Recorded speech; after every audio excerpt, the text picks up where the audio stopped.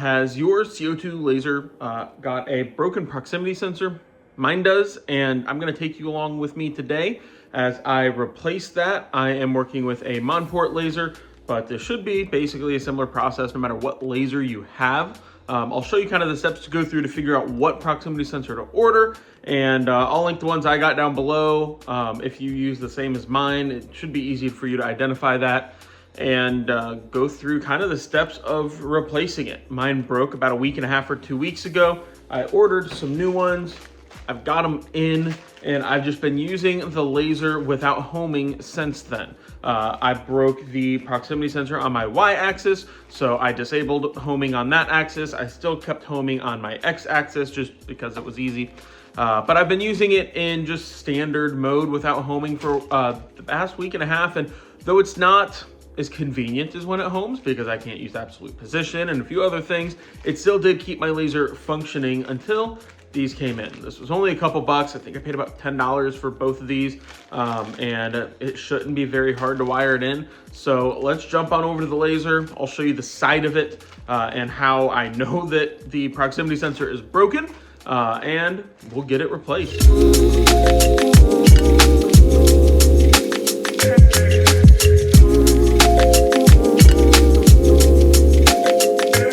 Okay, so here you can see the proximity sensor and its location and the fact that it is completely broken like that.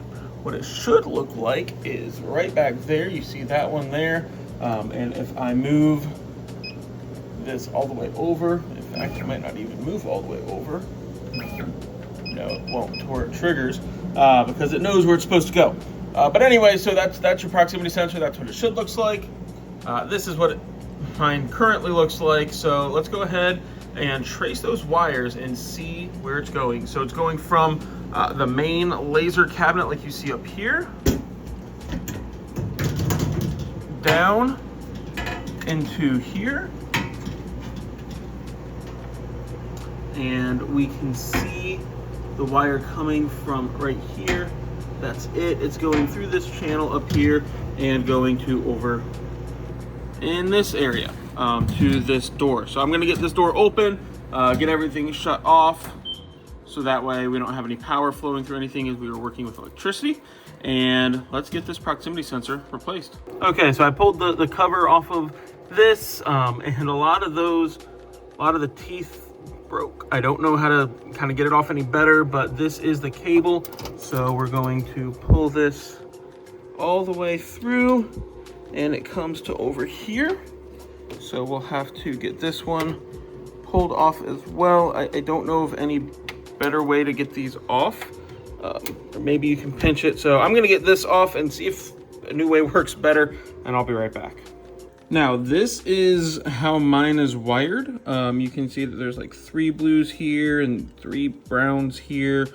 The blacks are individual, but the blue and the brown need to come off. Those are part of the old proximity switch, and they need to come out of here. These are just simple screws, so you just unscrew it a little bit and you can get the other wire in there. I'm not gonna worry about putting caps on my new wires. I'm just gonna put the wires into there. That's what I've done for when I wired in my air assist right down here. Worked just fine. So I'm gonna go ahead and get these wires replaced, and then we're ready to plug this back in, and the laser's just about ready to go back up. The last thing I've got to do though is come in here and take the old switch off. I'm not going to show that on video. It should be pretty straightforward. There's 2 screws. You just unscrew them, screw the new switch in, and then the switch pulls out and the new one goes in. And like I said before, I would show you how to know what you're looking for. So you can see this is a PL-05N limit switch. I just looked that up. I found one that had the same brown, black, and blue values right here, and there was a PL-05N. I could find the FOTEK's ones, but they were pretty expensive. I just got one off of Amazon that looked quite identical, and this is what the one, oh, and actually the one off of Amazon is the FOTEK. It didn't show that on the picture when I bought it, but it looks like it is exactly the same. So that's pretty awesome. I'll have this linked down in the description below. So if you need to pick up some of these, you can.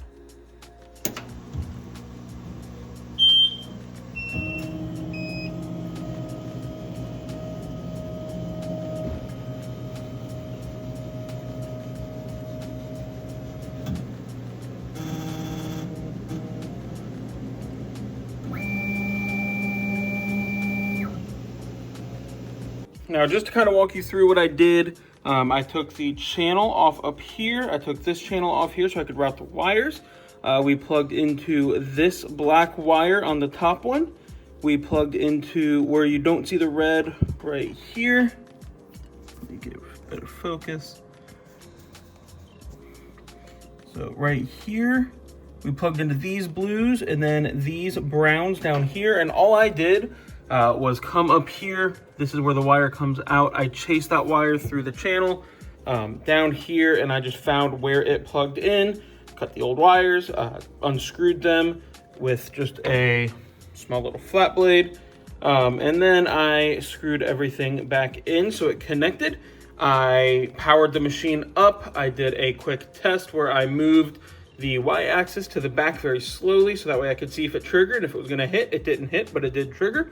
I turned the machine back off. I re-enabled homing in Lightburn and I retested it. Everything worked fantastic. And there you have it. Now you have a replaced proximity sensor. I've still got one more in here. So if something happens, I do have a backup, as long as I can remember where I put the backup. But overall, I'm really happy to have homing back. I'm happy to have my absolute position back on the laser. And yeah, if you have any issues replacing your proximity sensor, drop a comment below. Be sure to give this video a thumbs up if you liked it, thumbs down if you didn't. Hit the subscribe button if you're not already, and I'll catch you guys in the next one.